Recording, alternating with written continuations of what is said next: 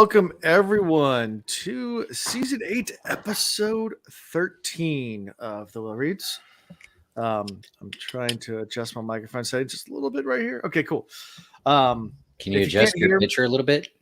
Adjust my picture. Yeah, what? Something's off. It just looks horrible.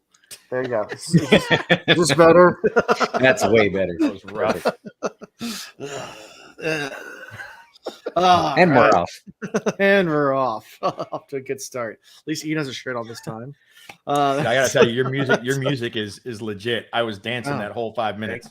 Thank you. Yeah, no, I bought that song from somewhere. I actually purchased that music, so we own it. So I can use it where I want.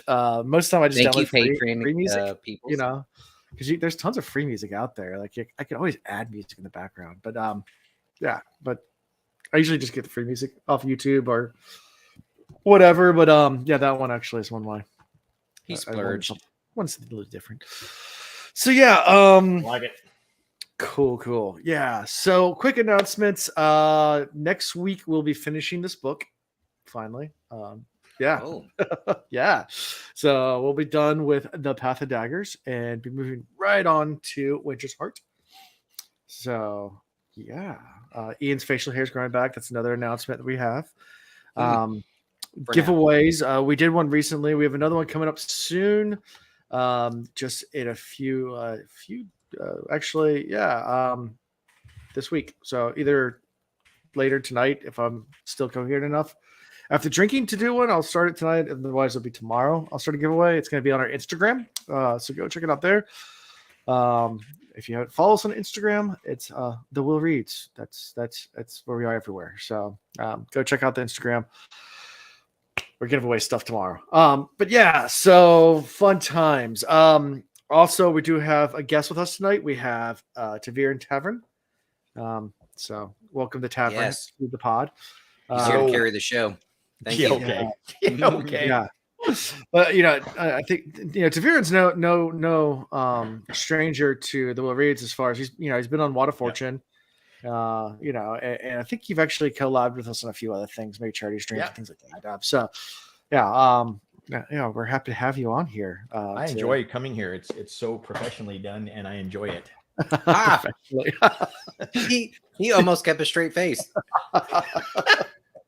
3 years later, I still have no idea what I'm doing. So that's that. And we don't know what the hell we're doing on our show either, so you're good. It's all good. Yeah. So tell us a little bit about your content. I mean, you have TikTok. I know you do a lot of stuff on there. You do the Will Chill show with Critter and who else is on there? Winespring. Yeah. Mm-hmm. Anything else that I'm missing? I do a lot of merch. I've got a store on Redbubble, one on TeePublic, and then anything related to the Will and Chill show or the Nights Who Say Chill or Jessica Squeedi's Squee merch. Oh, nice. Or there's another one. The hell's the other one? Something new that I'm working on that hasn't come out yet, but Tavir Arcade, which will be myself and Meme Reborn. The Meme Reborn. We're going to be playing video games and talking about just different fandom stuff, Wheel of Time, and other stuff. Yeah. Are you going to play the retro Wheel of Time game? I don't have a copy of that. I'd have to find it, but I heard it sucked. Probably find it. I heard it was horrible. I've never played it, but I've seen gameplay. It didn't look that great. But is it so bad it's good, or is it just bad enough it stays bad? It's like early 2000s, late 90s. So it's like it's a first person shooter. Yeah. But you're like an Aes Sedai, and you're just like throwing like lightning bolts at like Charlocks and stuff like that, and like Hadouken. Right. It's like Doom or Wolfenstein type of like graphics, and it's up on the level of the Doctor Who game that came out. Yeah. Have you heard of that one? Yeah. No, because if you didn't, that's pretty much about right. Yep. No, I haven't heard of it. So a couple of new things as well. I'm in a new spot. My office that I recorded in for the last 2 years is no longer my office. It has been taken over. We finally decided to give up my office to my youngest son, who is now his room. And I am now recording our living room. I put my desk in here and moved everything in here. So I might have to, over the next few episodes, go back and listen and adjust gain settings and things on the microphones to make it sound like it's not horrible. Yeah, you need to work on those gains, bro. I'm working on right now with these 1 pint, 16-ounce curls. Yeah. One curl at a time with Cobb Island IPA. If you guys, from good old Eastern Shore, Virginia. Very nice. My wife went out of town last weekend and she went to Eastern Shore. She brought me back some beer. So, that's my, hey, you get the kids for the whole weekend. I'll give you a 4-pack of beer as a consolation. A 4-pack? You didn't even get a 6-pack? No, it's a 4-pack. Hey, tough economy. Wow. It's tough out there, man. In this economy, it's tough out there for a streamer. We kept our prices low. We're just giving you a lot less. Okay. Yes. We're here for the consumer. I think of this one and one other one left, but whatever. It's good beer. So I had the kiddos all weekend long. It was a lot of fun. We went to the aquarium, Virginia Beach Aquarium, Virginia Aquarium. Nice. Saw some sharks and some stingrays and all sorts of other It is things. Shark Week, or it was Shark Week. It was Shark Week. Yeah. And then yeah, all of our all the dads whose wives left because it was a girls' trip. And then they left the kids with all the dads. So all of us just got together every single night and drank and tried to keep 8 toddlers and kids occupied for an entire weekend. I'm glad you justified that or continued with that, because all I heard was all the dads whose wives left. I was like, that. Hey, it's a miracle. We took 8 kids between the ages of 18 months as the youngest to 5 years of the oldest. 8 kids in that age range with 3 dads to the aquarium. We came with 8 and we left with 8. They might not have been the same 8. Right. If you're at the aquarium and you're missing children, please contact. Ropes and duct tape everywhere. Yeah. Yep. We made it through. We made it through, and I don't know how, but we That's awesome. All kids are you laugh, but we were at a campground once. We had a golf cart, and I went to go pick up the kids for dinner. I was like, "Hey, come on, time for dinner."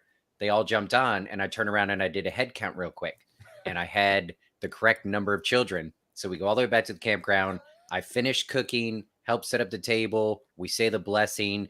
I start to eat, and I look across at this kid that is not mine, sitting at the table, and everybody's like, everybody. My mom asked me, "Who's this?" And I was like, "I don't know." They're like, "Well, you brought him here. We thought you invited him to dinner."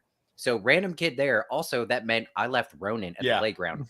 And he was 5 at the time. So 45 minutes later, I went back and he's just playing in the sand by himself. I was like, Dad of the Mom. year. Hope you had a good time. It's always fun. I mean, like if you take kids to the playground, it's always in the back of my mind, like I'm gonna lose a kid here, like because they all run off and like do different things. My kids are all like in that age where they don't play together, but they all run off and do things. And I'm like scanning around. If it's a big enough playground, like a really like. There's a place called Fort Fun in Newport News, which is a pretty big playground. And you're just constantly skating around like, all right, do the head count. All right, where's all the kids? Like, just make sure I got like, it's tough.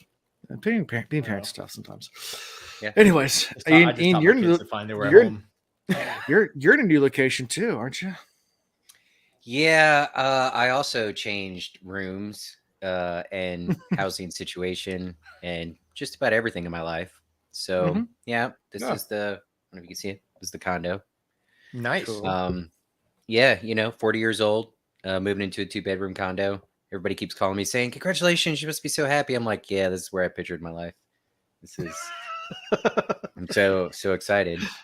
Thanks. If you need some furniture, I got some for you, by the way. Yeah. Well, that's the other thing. So went to grab my stuff from Meredith's, and I don't know, like what was my stuff is all throughout the house, but then it was our stuff, and her kids staying there. I can't take it. I got multiple bed frames. I got a dining table, some chairs, coffee table. You want something? Really? No. Got some chairs. Yeah. I might link up with you. I just grabbed the stuff that like they don't use or would never use. That was mine, and then I'm just gonna start from scratch. So yeah. Okay. Ta-da. Cool. Sleeping on an air mattress tonight. Yeah. Very Hey, first exciting. first night in the home. That's what you do, right? It's Yeah. Like a tradition with our family. Yeah. Yep. or you could be there for 3 months and be like, what's his name from Wall Street, where you're like, Yeah. how long's he been here? 2 years. He goes, it's all in boxes. Yeah. I mean, those would be my end tables and coffee tables, all the boxes. Yeah, don't take it out of the package. Just Yep. buy a coffee table and then just use it as a coffee table. Like use the box. It's all good. Don't take it out. And it works because when my boys are with me, they're those of you that were blessed enough to meet River and Ronan. They're like the most laid back, chill kids in the world. They'd be like, "Okay, cool, camping out at Dad's. Yep, we got boxes. We'll turn it into forts." They don't care. I don't need fancy things for them, so it works. Yeah, sounds good. Anything new in your world, Tavir? In my world, Yeah. let's see. I did go to Tampa Bay Comic Con this past weekend. You said you got to meet Brandon Sando. I met Brandon Sanderson. We swapped faces. He has a beard and I don't now. But it's growing back. And I was able to purchase the 3 Secret Project books that have come out so far. Okay. The Trust and the Emerald Sea, Yumi and the Nightmare Painter, and the Frugal Wizard. Yeah, exactly. And it's the actual Kickstarter editions of the hardback. So they're all shiny on the outside and stuff. So those are nice. I got him to sign all those. And I also got him to sign the last 3 books of the Wheel of Time for me. Nice. Nice. So super excited about that. That's awesome. Other than that, Awesome. I have no life. Yeah. Well, that's awesome. So That sounds like living to me. That's an adventure. better than chasing around 8 kids in a museum all day. All day Yeah, long. no. It's They're all grown up. Like I said, I've got one left that I'm trying to kick out of the house, but the little bastard has sticky fingers. And so every time I try to kick him out, he's holding onto the walls and he won't let go. He's like a gecko. Yeah. Yeah. I hear you. Yeah. All right. So you guys ready to jump right in? Oh yeah, and also by the way, Chris is not here this week. If you guys didn't know that. Announcement. If you're listening to the podcast, I gotta say, yeah, Chris is not here this week. He is at the beach with his, I think, in-laws for Beach Week. So they're doing Beach Week, and nice. Right after Shark Week. That's impressive. And it's summertime. It's the excuse why we're missing all these episodes. We weren't going to miss another one for Beach Week. My computer's working. Ian's available. I got my internet set up like 20 minutes before this, and that was with 2 hours. Didn't even on the phone change his with name BIOS. from last episode. It's just No, I did. Last time it's what's in the bag, and this time it was like, oh, so that's what's in the bag. That's what's in the bag. Yeah. Gotcha. Even though we already knew what was in the bag, but we find out a little bit more, about what was with the thing in the bag. In the bag. So, Yep. Yes. Still All right. appropriate. Chapter 26. The extra bit. The Yeah. extra bit. Just wants that just a little bit more. Yeah. So we start with seeing strolling down the hallway in the tower, and there is tension everywhere in the tower right now. And we get the names of literally a buttload, not of Aes Sedai. Just listed off. I expect Ian you to memorize every single one, what Aja they are, and You know my style. I breeze straight through that. You could make up names right now, and I'd be like, "Yeah, that was one of them." Same theory as usual. If they're important, they will come back. If they're not important, I don't think I needed to memorize those names. The only important one in that chapter is Guadalupe Ramirez of the Gray Aja. But yeah, I remember when my connection got bad. I'm in a tunnel. All of the Aes Sedai. And we haven't even got to the S ones yet. I mean, well, Cian, but but anyway. So Cian asks Zara, because you have to just add more Z's and S's to this chapter, for some help. And they head down like way down. Like I need somebody help. Just anybody. Yeah, but they head down to the basement of the tower, like way down. Yeah, like where no one ever goes. Like further down the testing area. Like this is in the bottom. The bilge. Yeah. The bilge of the tower. Ugh, stinky and musty and wherever. Yuck. And Zara's really suspicious. She's sus about what's going on down there. She's like, why are we down here? Like, what's going on? She's like, oh yeah, I need your help with something down here. And like being really vague. She's a little confused about all this. And they open a door, enter, and there sits Pavara, which we had Pavara on last week for an episode. And I realized after doing this chapter, like, man, we should have waited one more. Yeah, one more. Yep. She wouldn't talk about herself, though. She wouldn't talk trash about herself like we're going to. So we're good. She definitely stuck up for the Reds. No, I know she does. She and really the Aes Sedai in general, which was interesting. Yeah. Mm-hmm. Yeah, they stick together. They're a wily lot. So Pavara is sitting there, and immediately. Can I just say you would have never got me in that basement? Okay, so you open with how like there's a lot of tension and people don't know who to trust and everybody's going after everybody, and then you're being led down to the deepest, darkest parts of the tower that nobody ever goes, and you're just going, wonder what we're gonna do down there. Like, no, come on. At some point, you just go, wait, I gotta poop, and off, right? Yeah. With all the crap happening in the tower, you got a sister walking up and say, "Hey, let's go for a walk. Where are we going?" You'll see. A lot of trust. Nope. I mean, that's a big fucking no. That'd have been no right off the bat. And if I can't it's someone, tell you, it's a surprise. No. And the whole thing is, if it's someone you don't know well, it's definitely super suspicious and like stranger danger going on. And if it's someone you're like red Aja at this point, and if this character suspects the Reds, right? Cian and Zara are both white, correct? Yes.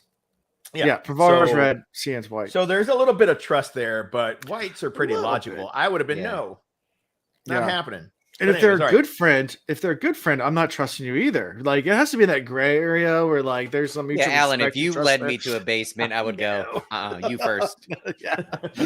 Ain't doing it. I'm not touching that door handle.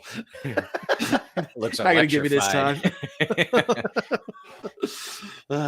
Anyways, so walks through, gets shielded immediately. And they start just like questioning her about being a dark friend, like, and she's like, Black Aja. And she's like, Black Aja? No, heavens no. And it's like, well, we'll make sure of that. And they're like, what do you mean? Pulls out the rod. Giggity. That's why they went to the deepest, darkest. Giggity. Mm-hmm. Yeah, doing a little bit of rod play. How many what kind of settings are on this rod? Like what's Well, hold on. Belted Prophet is saying that Cian is also a sitter, and you can't really just say no. Watch me. No, watch me say no. I'm gonna go. I'm sorry. This is why I'm an Ashaman and not. Yeah, I'm an Ashaman. No. No. Yeah, the Ashaman will say no to the Dragon Reborn. I mean, they're not. Yeah, you're like, nah, ain't happening, bro. Yeah. Pass. Right. So, ask her about being a dark friend. They have the oath rod there. And they kind of go through it. It took a little bit of clandestine, abilities to get that out and, kind of cover for them that they have it down there. And Zara protests about taking an oath on the rod because of the oath that they're trying to get her to take. I mean, to obey them, like that's unheard of. Like, and they're even wondering, Pavara and Sienna are wondering about, like, is this really going to work? Like, does when you swear oaths to the Dark One, does this work anymore? Like, they don't even know whether it's even going to work or not. And they're having her release all her oaths first just to swear them new to make sure that it is fresh and there's nothing that could be bad. So they have this whole planned out. This is where the quandary that people talk about comes in. So I think you're about to get to this. So I'll wait till you say it. No, go for it. Oh, I was going to, where you're sworn to tell the truth, right? You've taken the oath on the rod. You're sworn to tell the truth. But if you believe something to be true, right? Yeah. And if you believe it to be true, it is true to you. So therefore, you can't say anything against that. Yeah. Which is the situation that Zara finds herself in. Mm-hmm. Yeah, and there's a lot of things too, like especially like opinions and things like that. It's really, really tough, especially if it's something you never thought of and you're thinking on the spot, like to whether that's a truth or not. I mean, even not like I'm trying to think of like an example, like if you go put on a lie detector and someone asks you, like, if your parents were terminally ill, would you pull the plug? And if you've never actually physically thought about that before, like your answer might not be that accurate because absolutely, there's no truth in it. There's like, it's like, I don't know. Like I never thought about it. Like, like, you know, Yeah, kind of thing. Completely true. Or well, Yeah. not true, Yeah. but you know what I mean. Not true. It- Yeah. It works for this book though, because if it was the opposite, if it was like whether or not you believed it to be true is irrelevant, and it only mattered if it was actually true, then you could have somebody like a charge of the oath rod, and you just constantly bring people in and have them take the oath, and then be like, all right, I want to find out where the Dragon Reborn is. Say that he's in Ilion. Dragon Reborn's in Ilion, and they twitch and die or pass out or whatever. Then go to the next person. All right, say he's in Ilion. The And oath doesn't physically let you say that unless you believe it to be true. Right. But that's why it's good the way it's written. Yeah. Right. Because if it was only based on actual truth and didn't matter what you believed in, then I don't know. Right. No, I get you. You could just Yeah, I hear you. interrogate people and Yeah. find out all sorts of stuff. Yeah. So she finally is convinced eventually to take this new oath, along with the compelling, I'm using that air quotes, part of it to obey. And, you know, they asked her if she's a dark friend. Then she says no. And they ask her, you know, well, did you come from the north? She's like, yes, I did. She goes, okay, now you're lying, though, because you had stuff on you that's only grows in the south. So, like, you know, did you go north first and then come back down? So you came from the north, so you wouldn't lie? Like, what's going on here? And they finally, you know, trick her, not really trick her, just with, you know, They flesh it out. They flesh it out that she's a spy from Saladar. And they didn't even think about this angle. They weren't even down there for that, but this is now a whole new can of worms. They're like, that's just a bonus for them. What do we do with this? And they also find out too that during all this, you know, because they have this compulsion, and you know, she says, you know, you're going to go back to your sisters and tell them that everything that you heard down in Saladar is a lie. And she starts just like twitching. She's like, oh, she thinks it's all true. So, but now she's on an oath that she has to do what we say. So the contradictory oaths, like, it's like, it's killing her. Like, right. Yeah. It was a painful experience. Very painful, because she's like, I can't deal what to do here because I can't lie, but I can't disobey. And so it was crazy. So somewhere around this point in the first read through, probably a little bit before this, like when they got shielded, I'm like, uh-oh, here we go. We're running into maybe Pavara and company. Maybe they are the Black Asha. But then as this is unfolding, I'm like, okay, it doesn't seem like they are. They're pretty adamant about trying to flush that out. And then I'm thinking, okay, well, they're still a-holes the way they're going about it. Yeah. But then after I finished the chapter and did a re-listen, and I'm like, now, wait a minute. What would I do if I was in their shoes and I could get my hands on this truth rod? And I like how there's some conversation or commentary on how they're not quite sure if they have all the logic of it figured out. Trying to figure out, you know, they even, as they're doing this, and I'm jumping ahead a little, realize, okay, well, maybe the Black Asha took separate oaths. So now we would have to have them cancel all oaths altogether. So they're trying to figure out an actual way to make this work. Right. And I guess it's an argument of does the means justify the end? But I mean, if they're truly trying to hunt down the Black Asha, are they bad? Are they wrong? Do the ends justify the means? I'm starting to respect them a little bit here. A little bit. You know. That's the beauty and the issue with Aes Sedai and their Terrangril, Sangreal, and Angril. They don't always know what they do. The Browns know more than most because they study the stuff. Yeah. So they, you know, once they figure out what something does, that's the limitation that I've seen is they become very what's the word I'm looking for? Well, they're just locked in on that one. Yeah. So like, for example, if they learn a weave one way, that's the way they teach it, and they don't try to expand upon it. Right. And there's no room for another way of thought. If somebody else does something slightly different, it's automatically you're wrong. So therefore, when they figure out how a Terrangril works or a Sangreal or whatever, they're like, okay, this is what it does.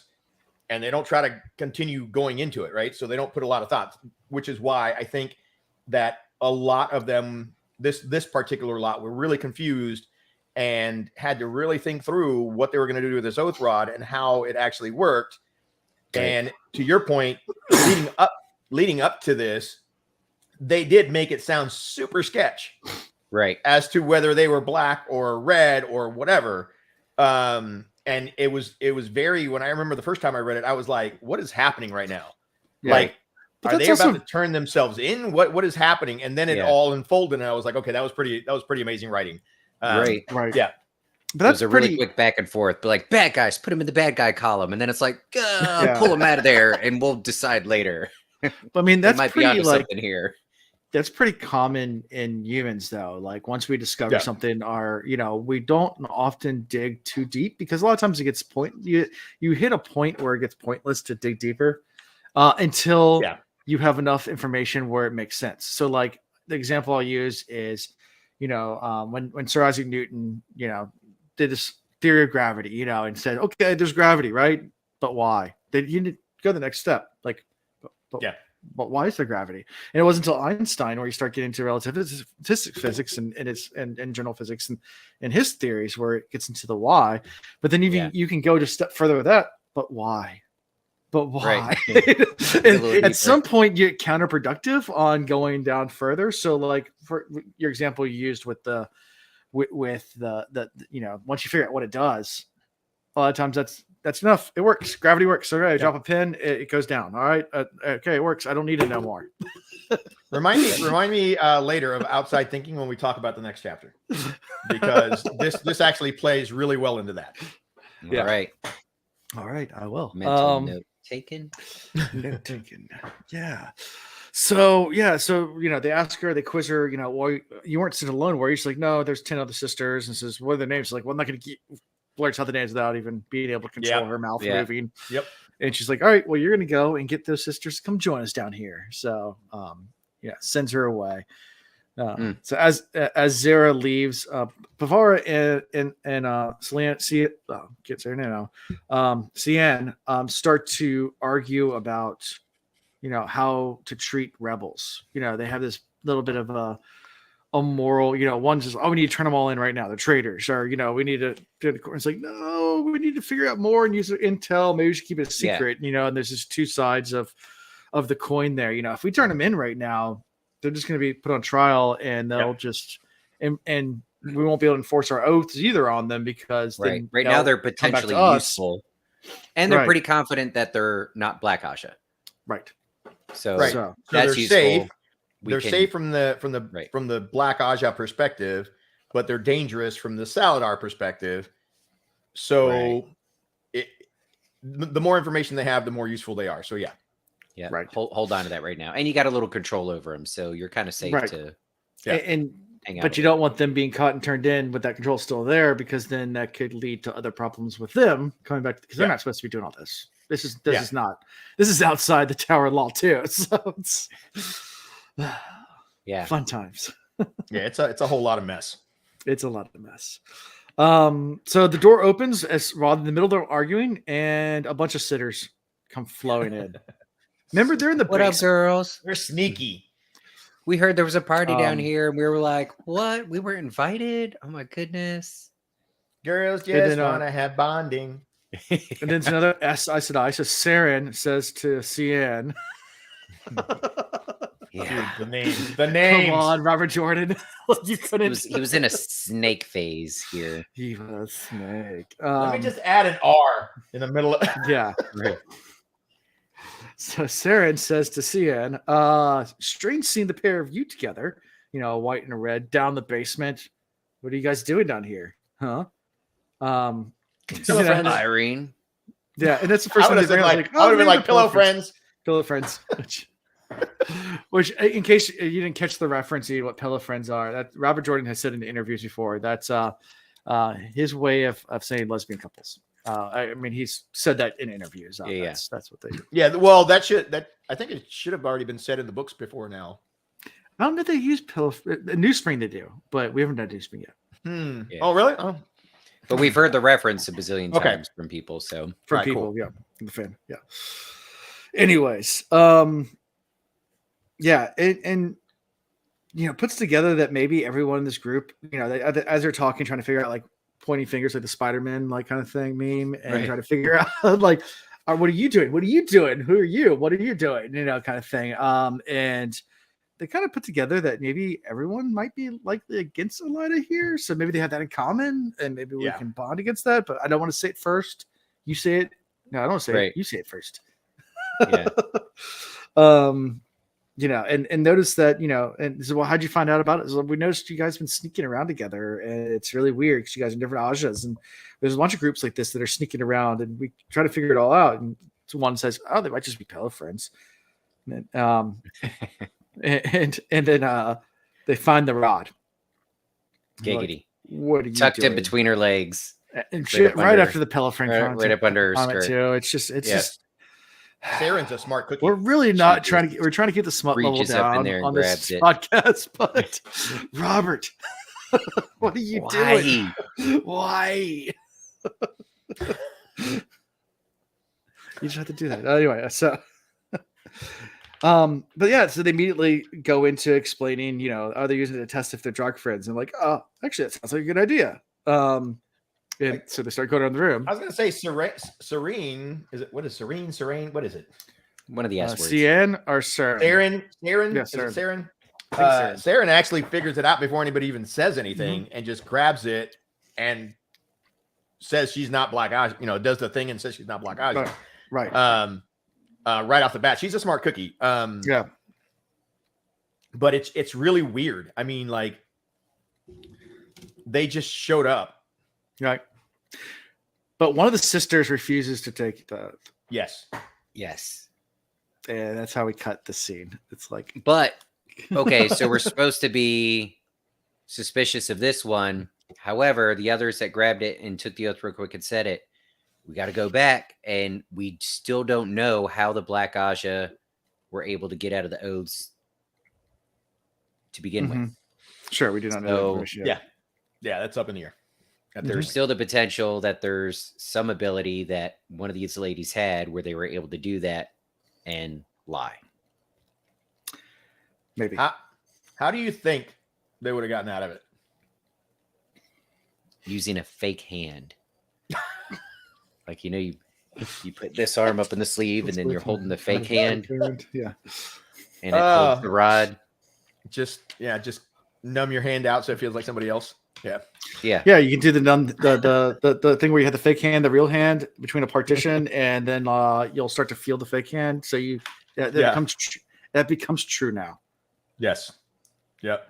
Oh, if you believe it. Only if you believe it to be true. If you believe it to be true.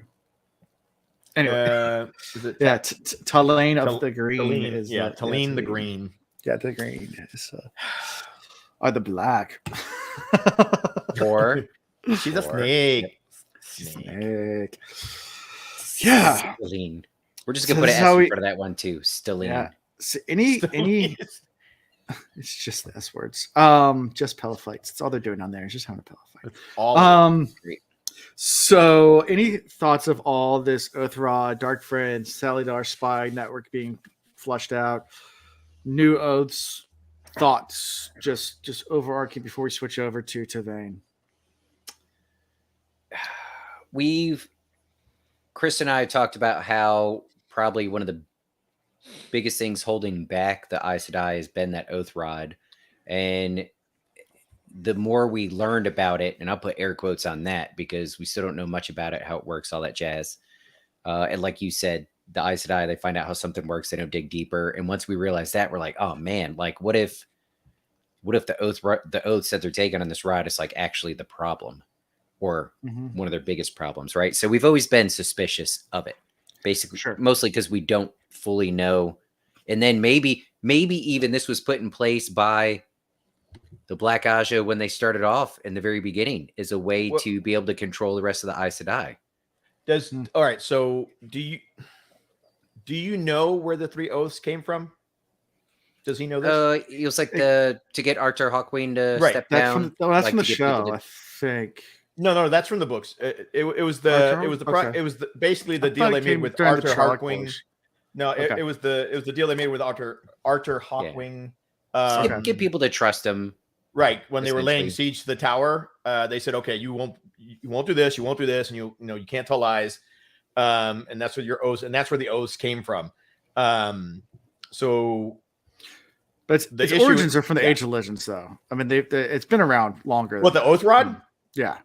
No, the Oath Rod is old as dirt, yeah. But the Yeah. actual oaths themselves were from that Yeah. pack Sure. that they made. Right, right, Okay. right. And that's why, you know, you were like, oh, well, where did this come from? That's where that came from. The rod itself, Age of Legends, just like most of their Sangreal and Terangreal, that they don't know what the hell it does, right? They don't have no clue because Right. we're looking on what, 3,000 years now. Sure. So yeah. Okay. Yeah. Cool. It's not a far jump or leap for me to go from, all right, you're using something, it's very important to who you are and what you do and how you operate, but you don't fully understand it. Like that's a huge risk of vulnerability. And then Mhm. we have these really bad people, and that's what they do. They expose vulnerabilities in people that want to be good, right? So it's just a potential point of failure, you know. Yeah. Sure. And just Black clarify, Steel Ozzy, Walter Hollick Ozzy is saying that the last oath was added around Hawkwing's time, but the oaths each came separately. I don't recall that, but then again, I don't remember everything in Origins or in the compendium and all that stuff. So that's Yeah. if he Possible. says that's what it is, that's what it is. Sure. I heard them all at once when I first heard them. Yeah. That's There you go. true to me. It's true to you. I'll swear it on an oath rod. I like it. Keep your hands where you Works. can see them, buddy. Works for me. So, Keep your anything hands off else the oath before- rod. Before we switch over to Vane? To Vane's point of view. The vein. All right. No, we're in a So- pickle.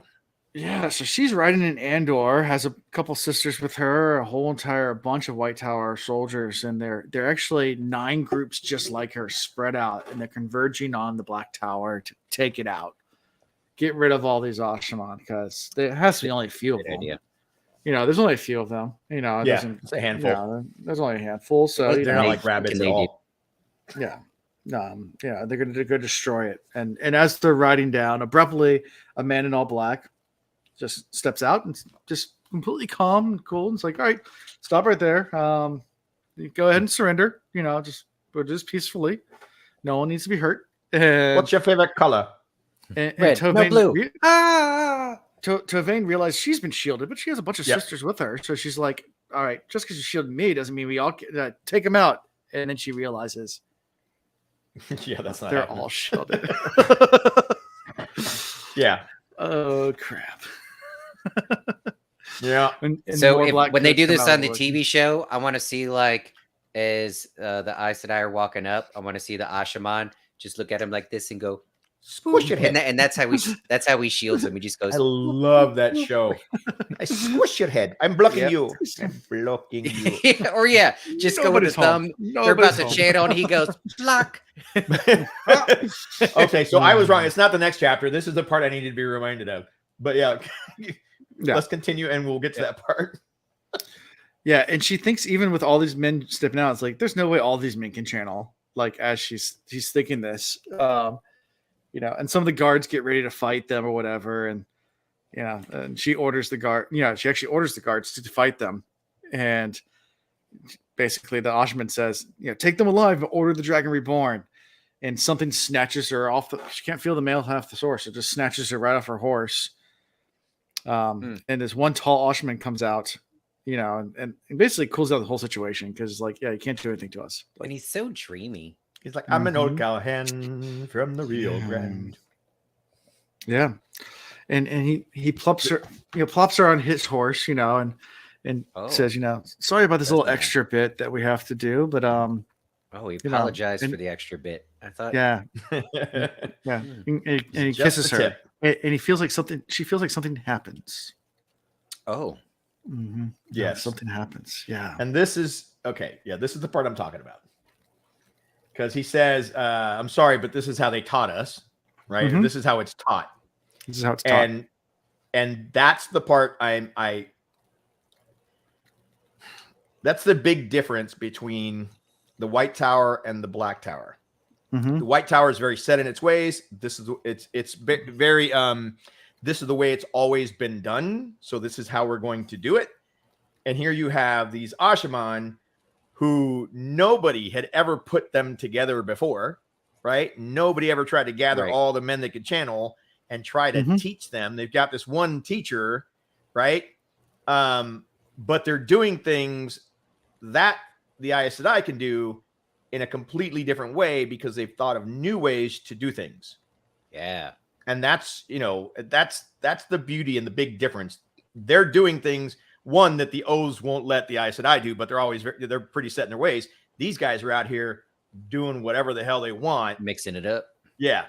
And Yeah. it's all That's ingenuity. what's outside the box. Yeah, exactly. I'm no longer worried about what's in the box. They're worried about outside Yeah. the box. Yep.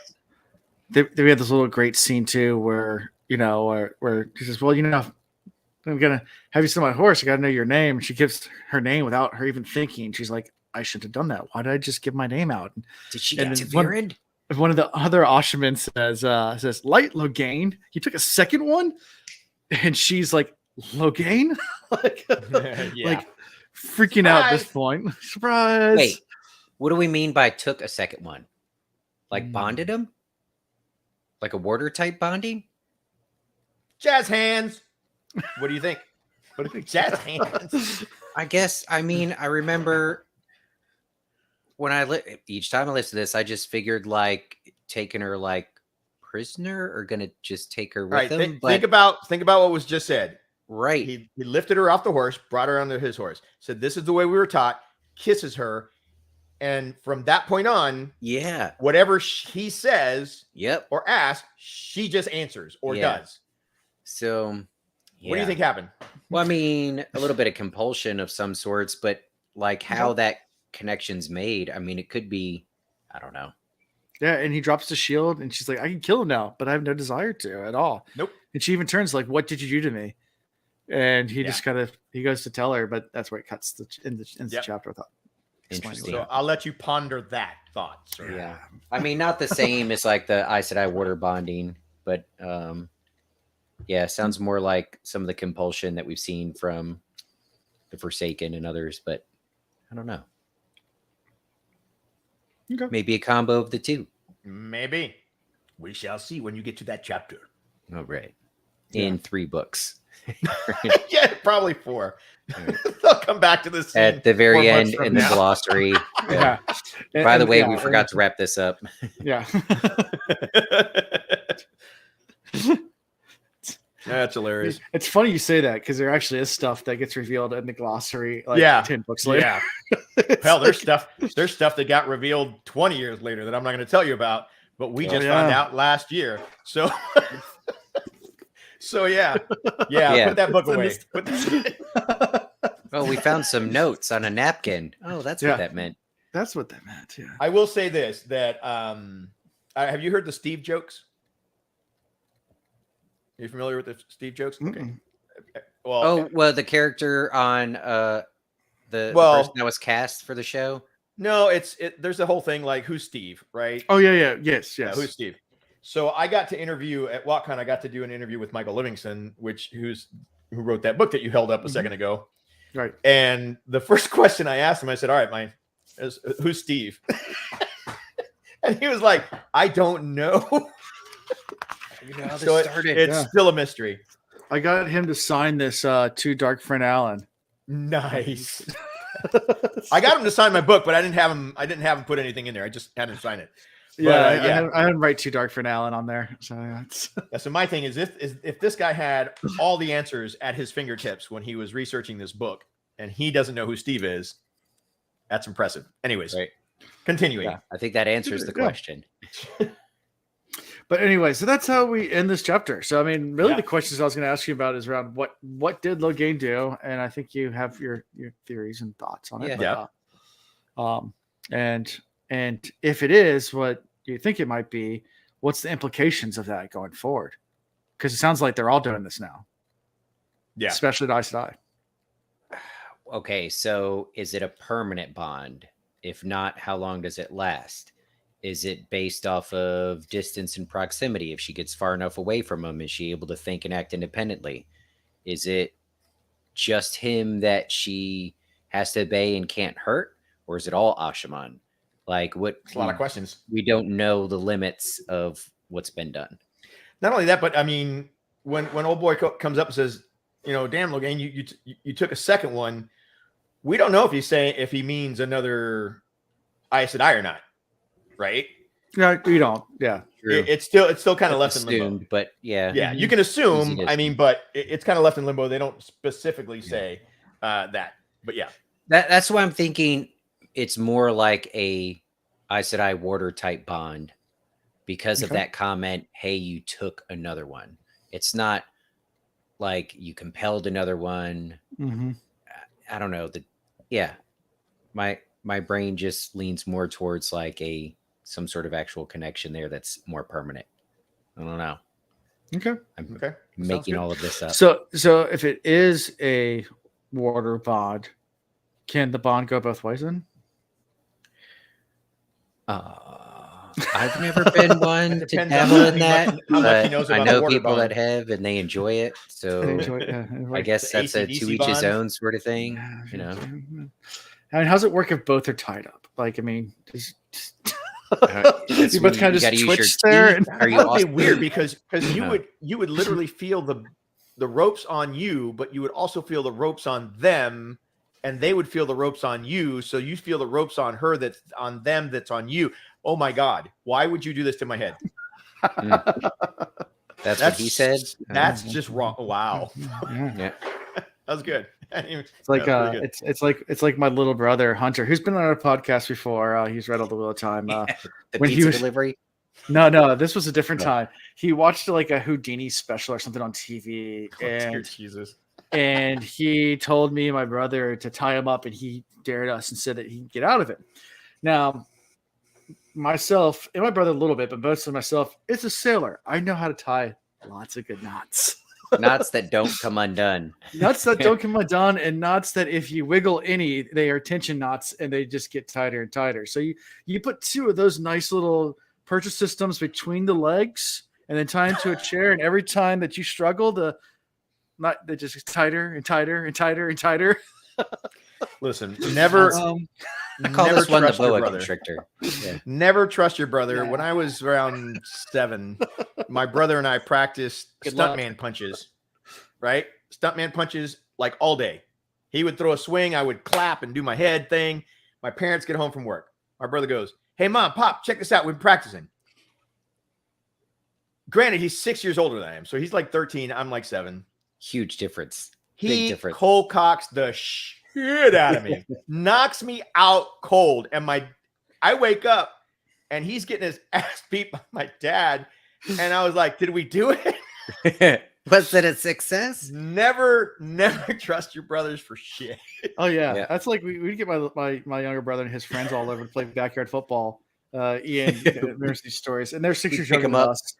So we would say like, yeah, come play football with us, and they get all excited because they're playing with the big kids play football. Yeah. We could use them as blockers because they just run and Wow. throw us. Pick 'em up, We would throw- literally pick throw them up into them, and throw shove into them into. someone. Yeah. So- Here, What's crazy is no, Iris, they you kept cannot. playing. They kept, yeah. Yeah, that's funny. Oh no, yeah, little kids, they There's- just want to be a I part can't of it. remember his name. My little brother had one little friend, and I just felt so bad because he caught like a punt return, and we told him to like lateral it to one of us, and he's like, "No, I can run it back." Oh no. And I remember he took like 2 steps, and I don't know if it was B-Pong or one of our Probably friends. B-Pong. Just Drilled him. no mercy, no holding back. I mean, just Sent him flying. like, I was Amazing. playing the ball. I was playing the That's ball. amazing. like, it was just like I was like, everybody's like, okay, stop the light. Like, we need to make might sure need a the kid's hospital. breathing. We might need an ambulance. Like, this is gonna be bad. Lawsuits are happening. Make sure no adult saw that. It's- To our defense, we did try to get him to pass the ball, like lateral it over to us. So we Right. can That's it, funny. yeah. Oh my gosh. Do you have? I'm trying to think. I wanted to ask him about the first portion of the chapter that we Sure. were talking about. Go for it. What do you see coming out of all of these sitters and all of these Aes Sedai coming together, even in a Wait, say that first part again. What do What do I you see about? all of these Aes Sedai coming. Okay, coming. I see what you did there. Nice. That's what she said. Boom.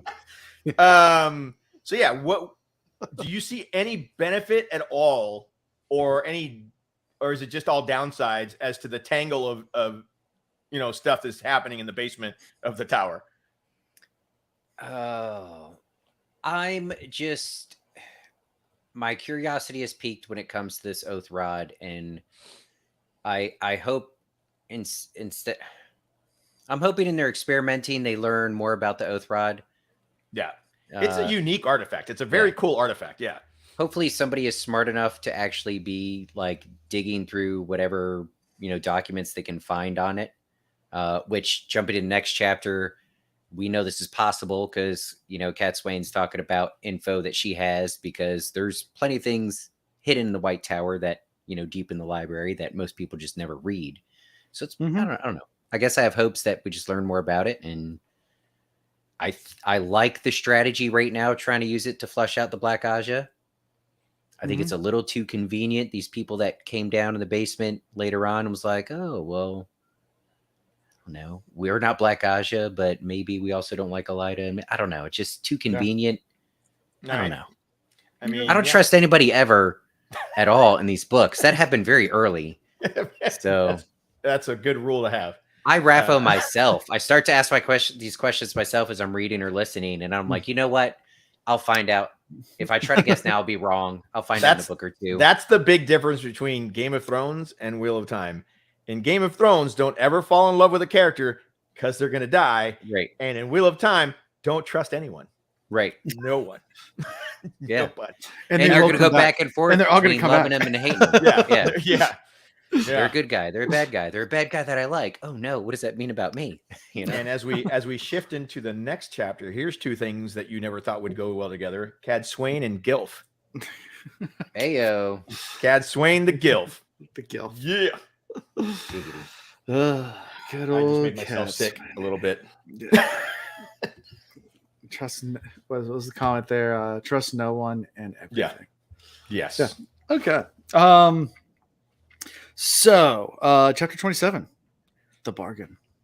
The bargain. So we're in Min's point of view. She's reading one of Phil's books. Good old Phil. Rest in peace. She's. I like him. He got torn to pieces. Yeah, that was sad.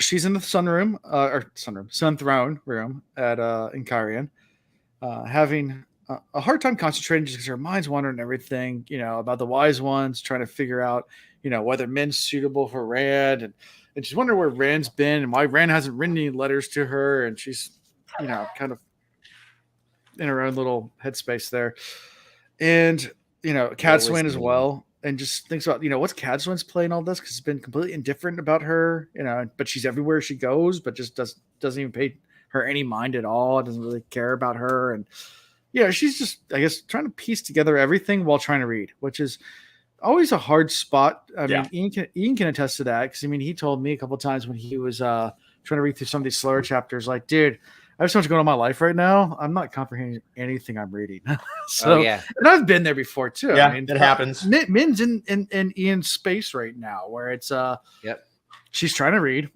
but there's a lot of stuff going on, and it kind of forces you into this like ADHD type, can't focus on one thing, trying to focus on all of it. You're moving a million miles an hour, but not going anywhere. I've literally gone back 3 chapters just to reread 3 chapters because something, 3 chapters back didn't make sense to me at the time because I was in my different headspace, and just gone back and reread from there because I wanted to make sure that I grasped it, Yeah. So I totally get it. Yeah. And I've had different opinions going back. I mean, that's happened every time I've read the Wheel of Time. Now just different things hit differently, and knowing the context and then finding little nuggets and then have completely different opinions about characters and different things. And I'm one of those people that every time I've read it, I've had a different favorite character throughout the series, just because something else, different stage in life, it resonates with you differently. Yeah. And as all this is happening, Rand comes back, enters in. She, folds her arms and gets all huffy, and he just smiles at her. Little kiss on the forehead. Yeah. And she's wondering, the maidens kind of bothered me, but go ahead. And Rand's kind of, happy to see her, but at the same time, like, why didn't the maidens say Men was here? Like, usually they do everything. Like, why are the maidens being so And Rand comes over and kisses her. Min tries to complain, but it's Rand. It's Rand. Ooh. That's the biggest issue with that character.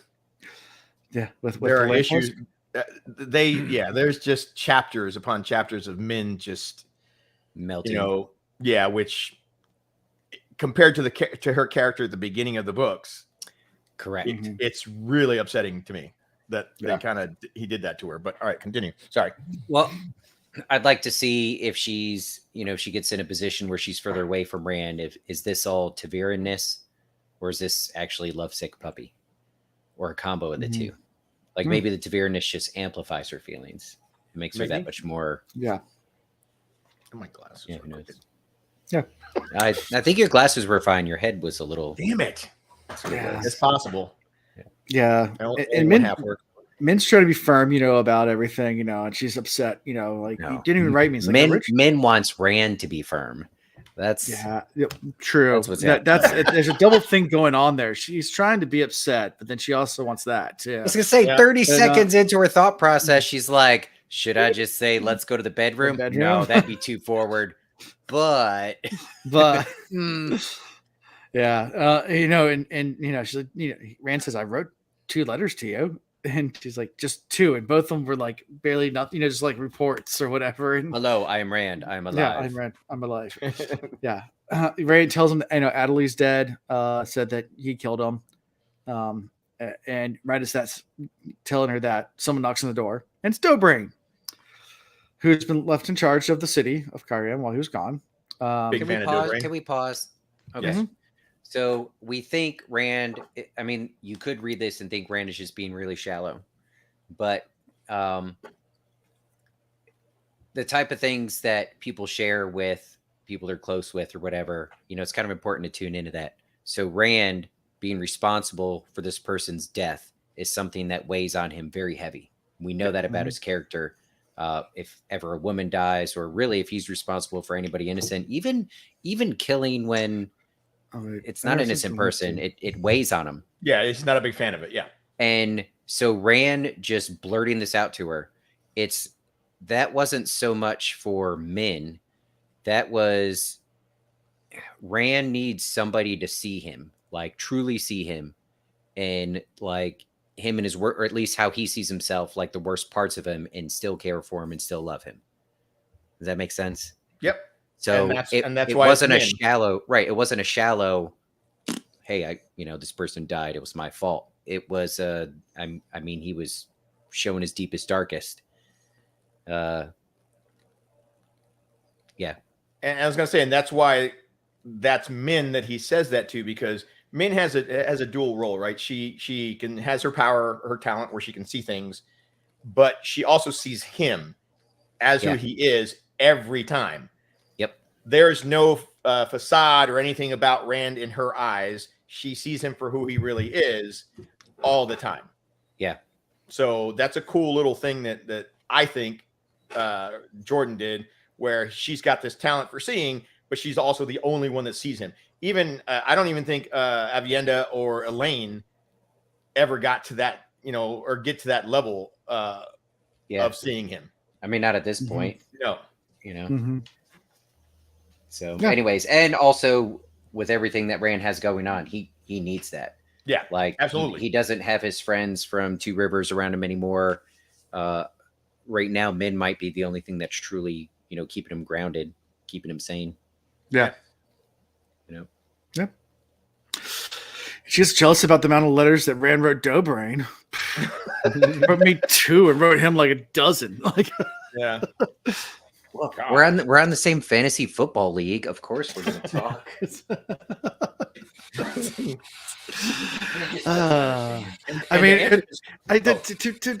that, I just think it's funny because it's like I can imagine you having like a girlfriend that you're serious about, but while you're away, you are still working, so you're sending all your work emails, and you might do like the 2 phone calls to check in with the girlfriend, and she's like, you did not send 500 emails to me. I'm like, no, it's work. What are you talking about? Gosh. That was my entire deployment. Here's the thing though. Why does he do that though? I did want a lot of emails. Ian. I wanted more. I wanted No, more. All not right, from you. I mean, there's a reason he didn't send her anything other than a quick sentence or 2 sentences here and there. It's because he doesn't want to give the people around him where he's at any inkling that there's caring there for someone, right? Because not everybody around him where he's at knows about Min, except for his closest, soldiers or allies. That everybody else, no one has a clue about her. So that's one way of keeping her safe. 2, the less she knows, the safer she is, right? And by doing so, it gives Min, when he's not around, the opportunity to do things like read Fel's books, do research, figure out things, because she's got all this time on her hands. So there's a whole big plot thing going on. But yeah, I think primarily it's to protect her. Oh, yeah. And there's multiple sides to Rand. He's off, like, at least in this part, knowingly doing some shady shit. Operation Human Shield. And I mean, I know on the one hand, I just said, like, he wants to be able to share the worst sides of himself to Min, but there's still a part of him that probably realizes she doesn't need to be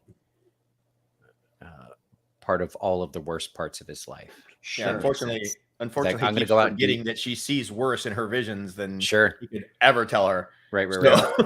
True. Well, I mean, when I was younger, now I tell my mom just about everything. But when I used to go do gangster shit with my gangster friends, like, I wouldn't tell my mom, not because I was trying to get away with it. Like, I just didn't want her to know that side of me existed. I thought she might be disappointed in me. And the streets of Riverside. In the streets of Riverside. I'm trying to do a T. What side? Yep. I'd rollerblade to Alan's house and be like, yo, let's go get into something. He'd strap on his rollerblades and we'd go cruise down the street. That's funny. Yep. Oh, it's a true story. It's just usually hang on the back of a car. Yeah, back of a car, or let your dog pull us down the road at 1,000,000 miles an hour. That was fun. Sorry. That's some shady stuff. Anyways, you alive there?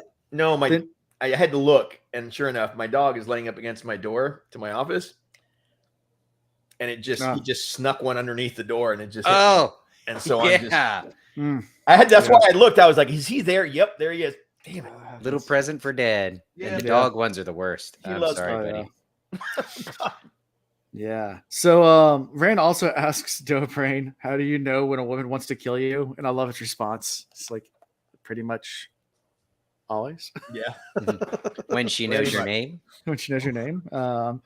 They talk about Weirman a little bit, asking, Hi, Lord. Hi, Lord. Please, Alan, 2 episodes in a row. What are you doing? You give him even credit. He's a fool but loyal. That's the give him his proper credit. Yeah. And Rand brings men in this conversation too. Ask her what to do about Caroline. There's lots of Caroline. Modify. That's ludicrous.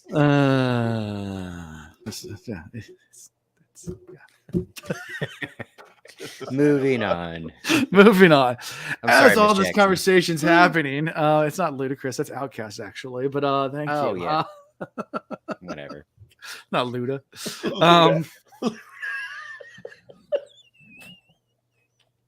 And now we've lost all of our sponsorships. We're good. That just did it. We're back. No, we can't be associated with that tomfoolery. Oh man. This episode is brought to you by NordVPN. So go get your VPN. When you make horrible jokes and mess up the artists online and you don't want people to be able to track you. NordVPN, yeah. There you go. Anyway, the door was opened and Aes Sedai comes in. And basically wants to get an update on the sea folk. And Rand's like, all right, give a quick update. He's like, yeah, we reached a bargain. It's like, great. Okay, what's in the bargain? Going through it. And she's like, yeah, so they want land. And Dobrain's like, what? Land? Like, no, that's unacceptable. Like, completely unacceptable. We gave it to him. Yeah, we gave it to him. We gave it to him. We actually gave him double what they asked for because I was like, land? Take more. take more. Do something with it. And Rand's like, yeah, it's fine. And he's like, what do you mean it's fun? They said, well, they didn't say it has to be on the water. So that's their own fault for being dumb, not put that clause in there. So we'll give them land, a little square of land inland, and then they have to pay tariffs to get to the ports anyway. Yeah. I mean, Rand was kind of pissed off about everything they gave up, but she did make a good point. She was like, listen, Bizatch, you left. We were doing great with your Tavernness, and then you left, and then it was gone. Yeah, but the two parts that Rand gets upset about is one that he has to go answer a summons. I think it was at least twice a year. He's like, no one summons the Dragon Reborn, And then the second one is that an ambassador will be a puppy dog falling around everywhere. Yeah, and he's like, I don't have time for that crap. It's ridiculous. I got enough of that around me. Yeah. Rand's all upset about it. It's like, I don't have to obey summons, and I don't need someone else, and and that's when the Aes Sedai snap back, like, well, it's kind of your fault. Like, you were Taviran. You could probably got whatever you wanted, and you left. Like, and then as soon as you left, they strung us up upside down by weaves and like it started torturing us. Like, we gave them whatever they wanted. Like, somehow they learned how to shield. They shielded us. Yeah. And the funny thing is, the tower's so used to manipulating shit. Sea folk tore them up. Yeah. Tore them up. Yeah. And then I like at the end of the rant, she's like, yeah, well, I mean, they did recognize officially that you're the Cormor, so whatever. I guess you got something. And then Rand's like, okay, cool. Good job, guys. Yeah. Pats him on the head. Well done. Yeah. Well, Scratch lets him him go. ear. And good. He's good. On the way, I was like, he's like, and by the way, can you go ahead and summon Cadsuane? Yeah. Here, we need to talk. One does not simply summon Cadsuane. Oh, we found that out. Summoning the summoner? Yeah. Interesting. So at this point, Dober and the Aes Sedai leave in a hurry because Rand kind of just went from being mad to calm to summoning to demanding, and he's kind of going through an emotional roller coaster real fast. Yeah, he's all over the place. And then the maidens come into the throne room. They they flow in, and Min immediately is like, "Are they about to attack Rand? What's going on?" And oh yeah, ding, ding, ding, ding, ding, ding.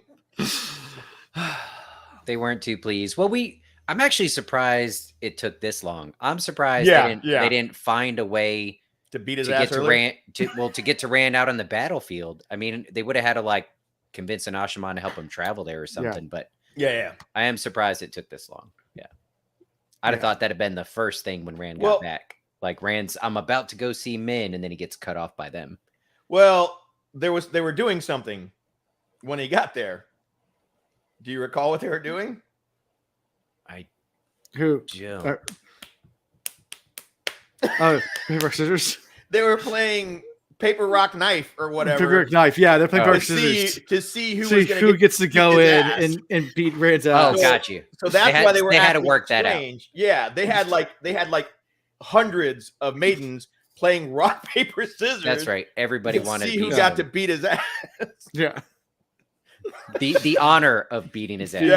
Yeah. So that's why it took so long. They didn't do it immediately because they were still trying to figure that out. Yeah. All right. Before we get to Rand being jumped, I do want to not gloss over this. Rand does turn to Ben and ask, what Cadsuane could possibly teach him. He's still so arrogant. Like, I know it's in your viewing, but what does Cadsuane have that I need? It's like, trust me, Rand, you need her. All the Ashaman do. Like, just trust me on this one. And he does. I think that's what's good. When we're inside Rand's head, he's like, everything and anything she says, like, we know it's important. Definitely she actually doesn't know what the deal is. She tells him, she goes, I don't know, but you do need her. Yeah.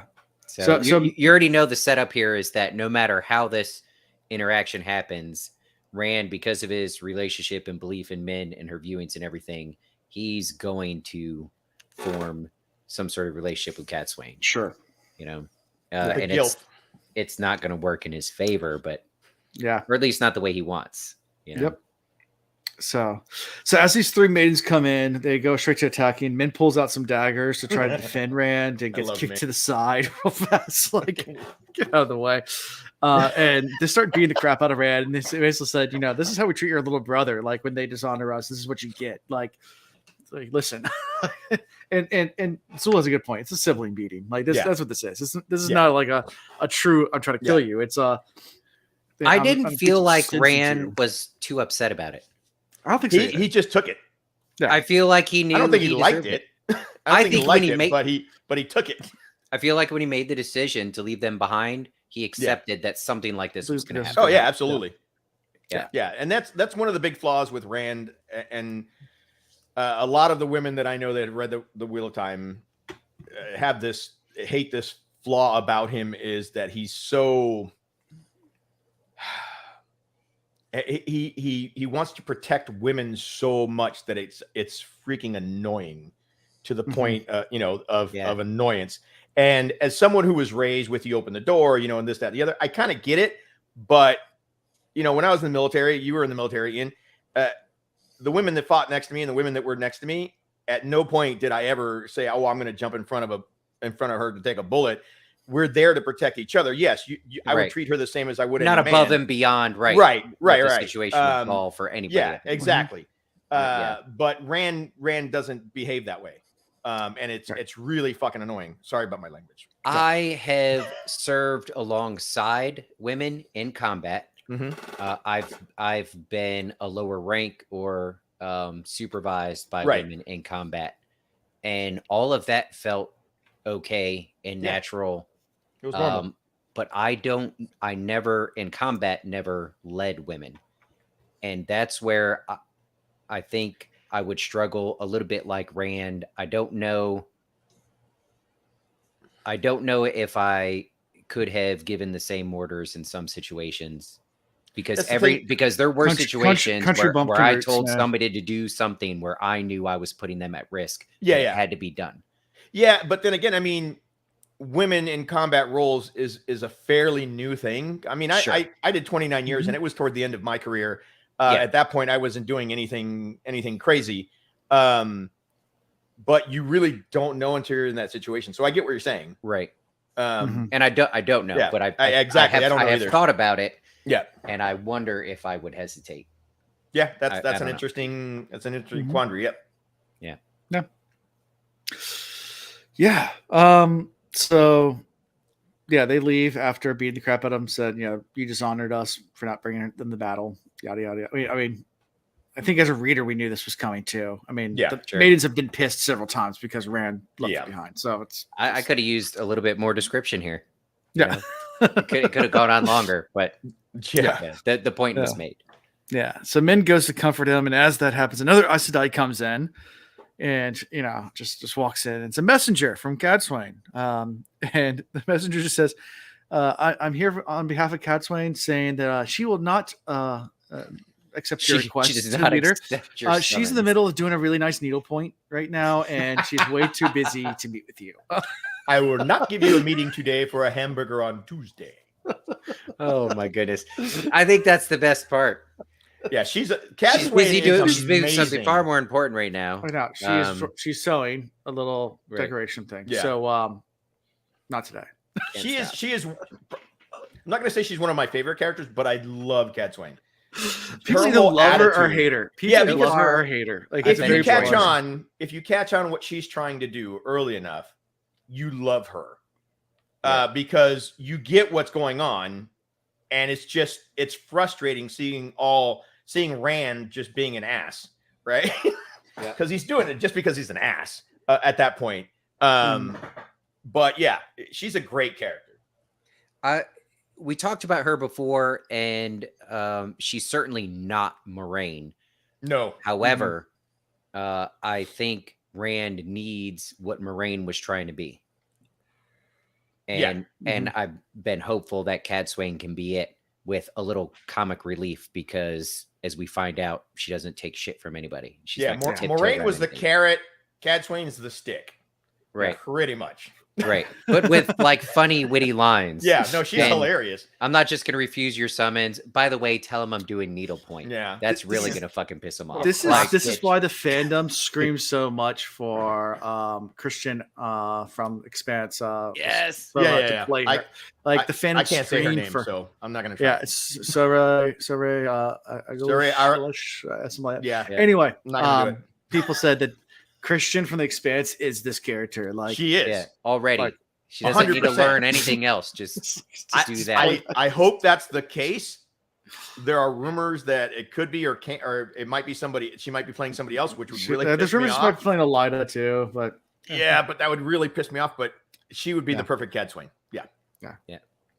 but she has been cast. I mean, well, Yep. at least there's rumors she's been cast. She's been seen on the set. She's been seen on set. Yeah, on set. Yeah. Nice. So she's there. We don't know what she's doing though. There you go. Pronounce it. Go.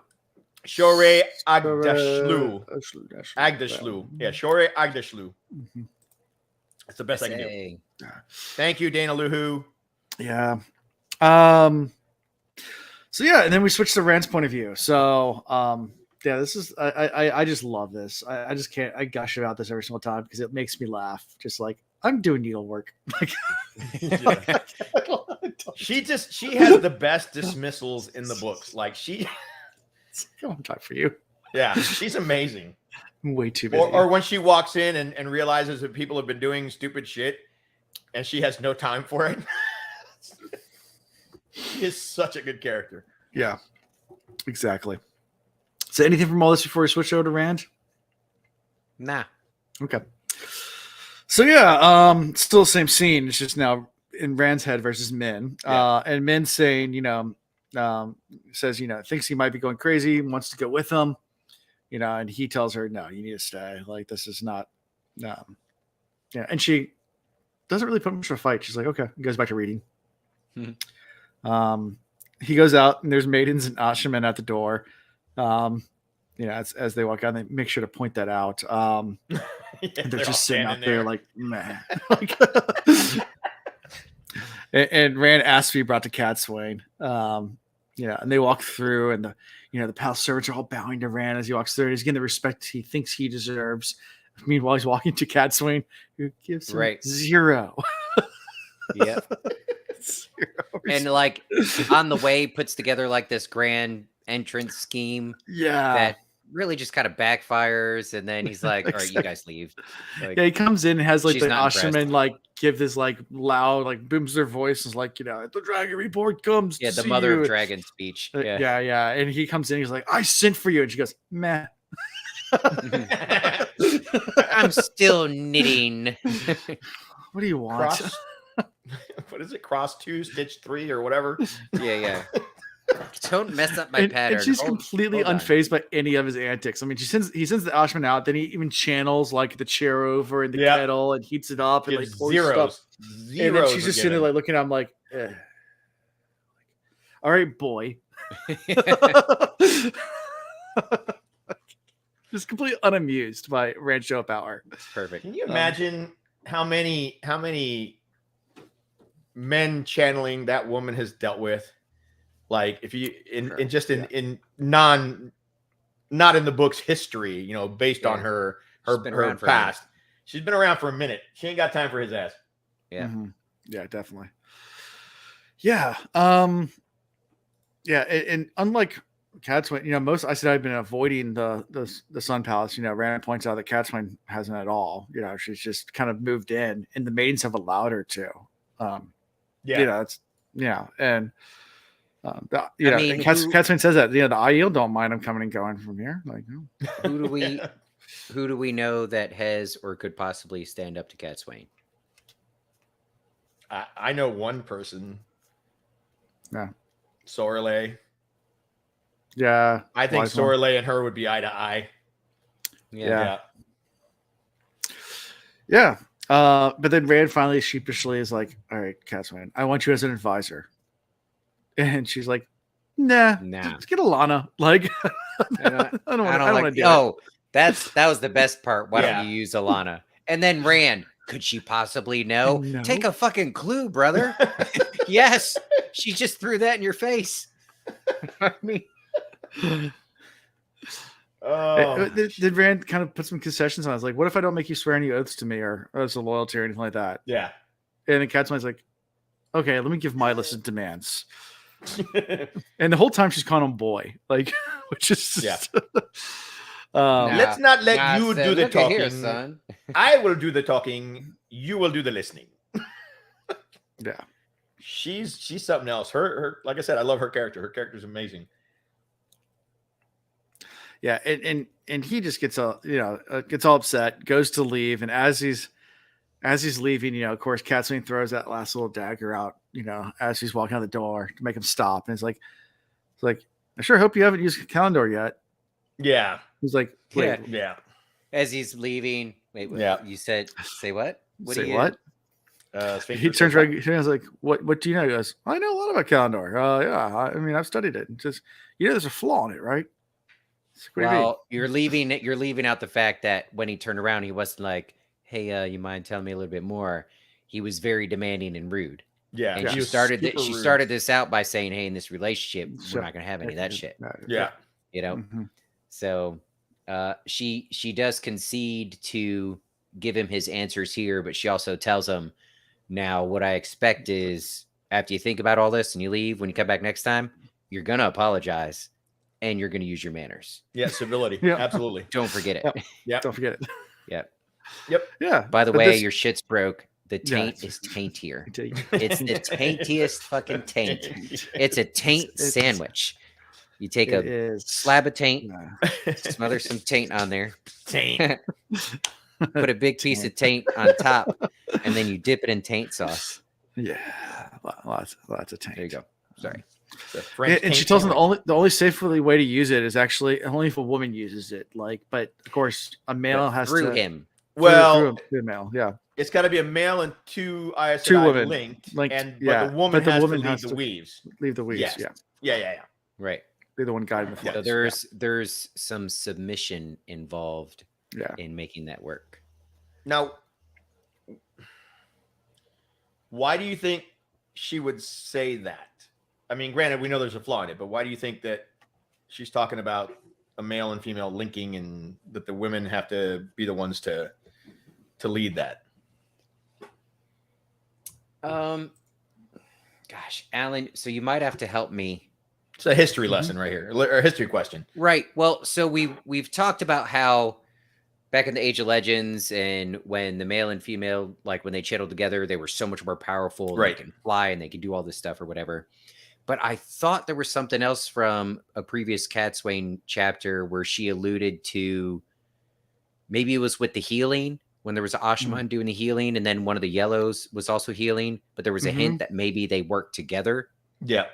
For a portion of it, do the healing. And Cadsuane gave, I don't know, she said something. But anyways, we were talking about maybe she's going to be that bridge to, help us figure out the male-female channeling together sort of thing.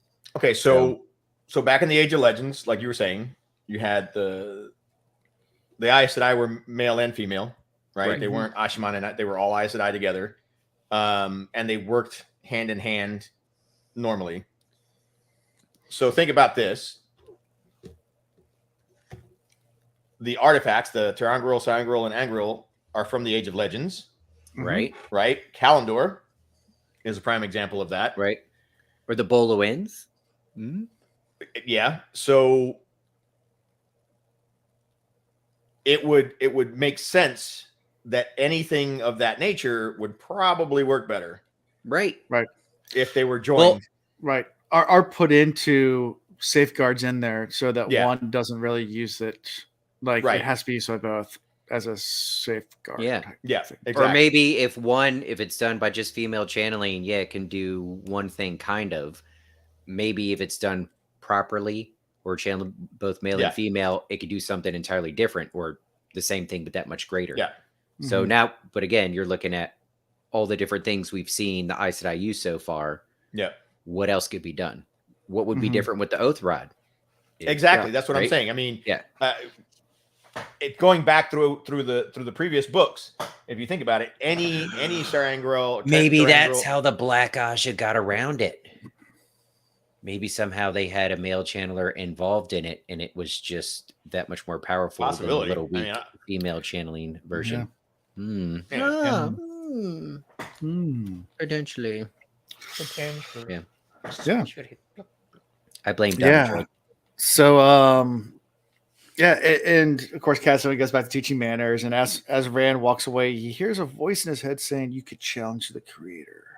That's how we end the chapter. It was a female voice too, wasn't it? Female voice, yeah. Wasn't Interesting. Is that my girlfriend? Is your girlfriend? Who's your girlfriend? Is it Lanfear? Is she coming back to us finally? Coming back. Yeah. Lanfear. Is it Celine? Celine. And that's how we end this chapter. What did the voice say? You could challenge the creator himself, or you could challenge the creator. Yeah. Now, does he hear that voice, or is it just something that he's heard before coming back to him? No, it was a female voice in his head, I think. This seemed unique. I mean, we haven't, as the reader, we haven't. I would pull up my book right now, but Ian has it, so I can't reference it. Hold on, I've got a book right here. Sorry. Chapter 27, right? What's it Yeah, called? end of chapter 27. This is the last line. Let me see what page this is on. The bargain. Mm-hmm. I think it was a voice in his head. A female voice in his head. A woman's voice in his head said. 632. Might as well go to chapter 38 and go one back. That's what I'm doing. Or chapter 28 and go. I've already figured that out, sir. Why? Because I'm lazy.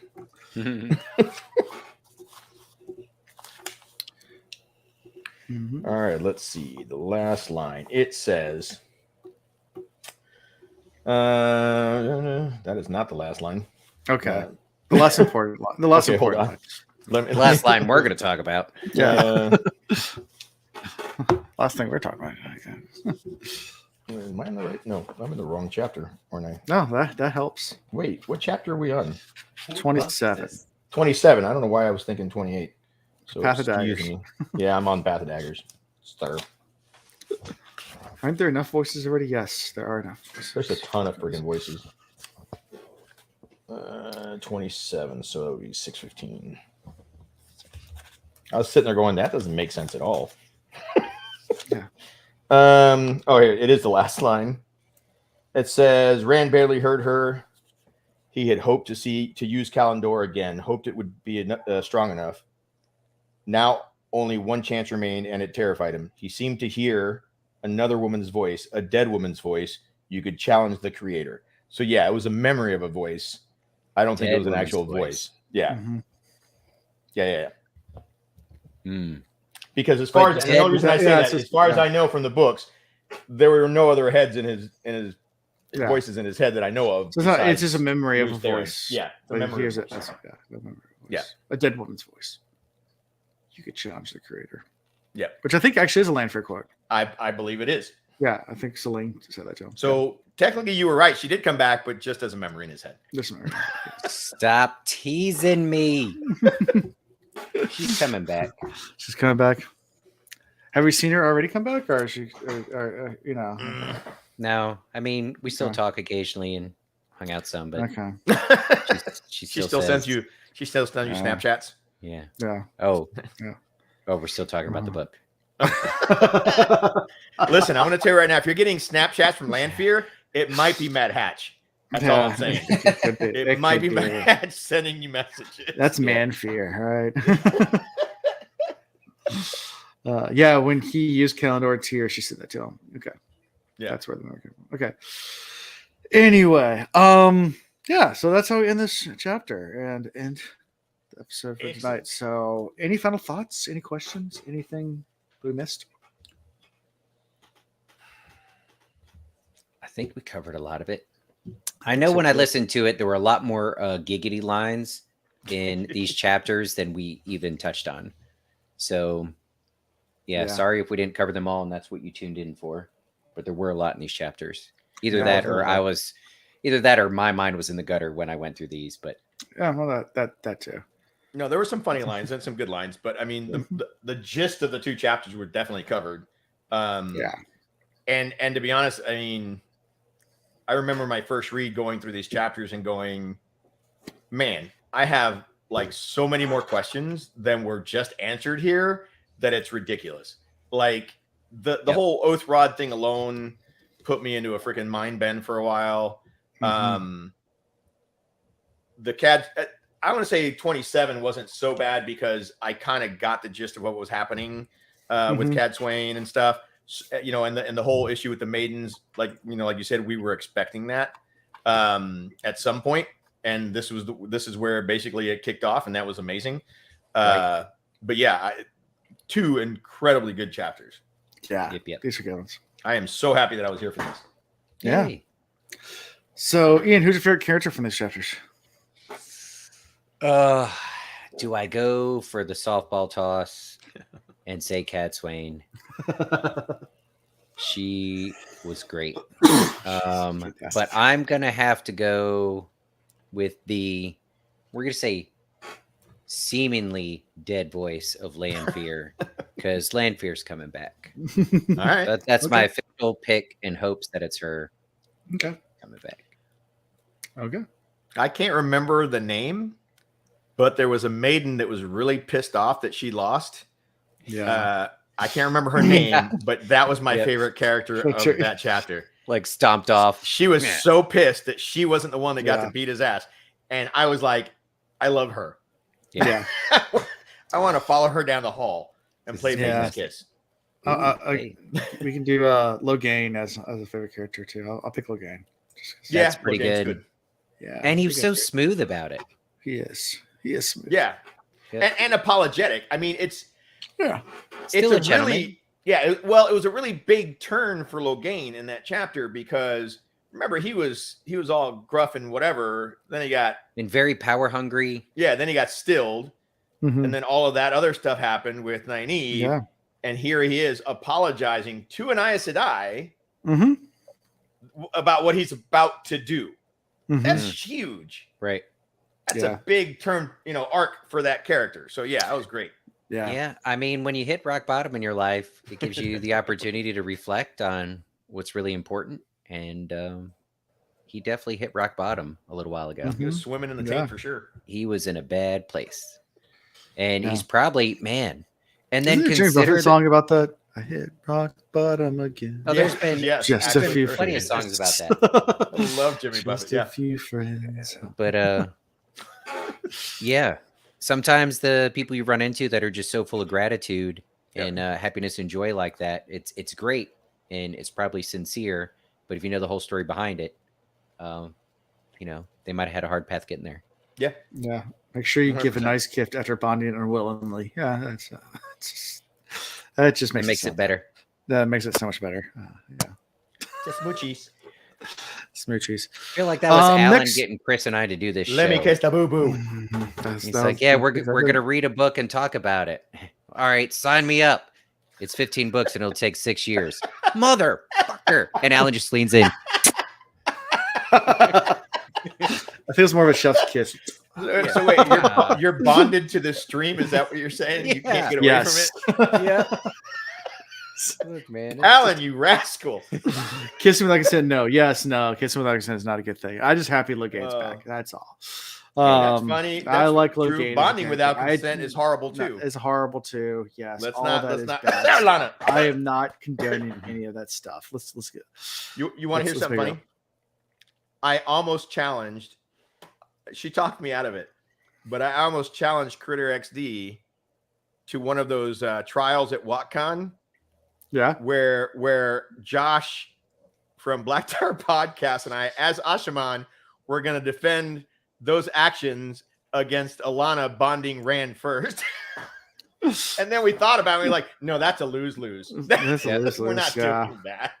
Everyone's going to walk away like that. Yeah, no. I feel bad about all this. Yeah. No. Yeah. Yes. Oh, anyway. God. So next time on the Will Reads, we'll be finishing this book. We're doing a lot of chapters for that. We're doing 28, 29, 30, and the epilogue. So it's 4. Let's do it. And are we recording that next week? Next week. Yeah, Tuesday. Good luck with that. Tuesday. That's a lot of chapters. And then we do a epic. Well, it's a lot of chapters, but it's not that many. If the word count's not that bad. It's only it's only 18,000 words. Well, tonight was 16,000, so it's like it's not Only.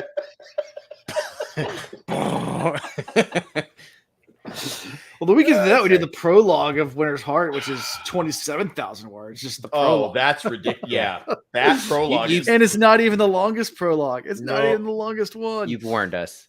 Yeah. The longest prologue, I think, is Crossroad of Twilight. That's 32,000 words. So. Oh, they had a question. What chapters are you doing for the first episode of Winter's Heart? Prologue. That's prologue. It. You're just doing it. Yeah, yeah. Prologue. That's true. That's true. It's got a good point. That's what she said. What are you doing for the first? Yeah, I'm trying to think. What are we doing? Yeah. No, Crossroads of Twilight is my downfall. Yeah. Don't invite me for that one. Any of it. I'm trying to race through that. Yeah, we're not gonna spend a lot of time in Crossroads. We're gonna try to race through that just to get back. But we're doing New Spring between Winter's Heart and Crossroads. That's good. Have you read New Springs again? Or New Spring? Nope. No. When are you giving that to us? I think you just said that. After next book. Yes, between Winter's Heart and Crossroads. I literally just read New Spring for the first time, I want to say at the beginning of this year. End of last year, beginning of this year. Yeah, it's nice little breath of you know what? To me, it was like it always felt to me like an add-on. Like he got to a point, he was like, "Oh, I got to answer some shit, so let me throw this book out." And so I refused to read it. I was like, no. And then I read it, and I was like, "What the was I missing?" Yeah, it's amazing. It's a pretty good book. Yeah, it's a nice little book. Yeah. So that's our plan. And yeah, hope you guys join us. So, how can people find you? They don't me? Yeah, I'm on Twitter. Well, I'm on X. On X, yeah. Fucking stupid. I'm trying to figure that out because we do the Twitter Time Awards every year. The Wolverines does. Are we doing the X Time? No, please don't. Keep it Twitter of Time. X of Time Awards. I would say keep it Twitter of Time just to stick it to the man. So you can find me on there as Taviran Tavern. You can find me on TikTok as Taviran Tavern. I do have a YouTube channel. I haven't done jack shit with it. I'm still trying to figure out what I'm going to do with it. I think Taviran Arcade is going to be part of that. But I also want to do my own stuff on there.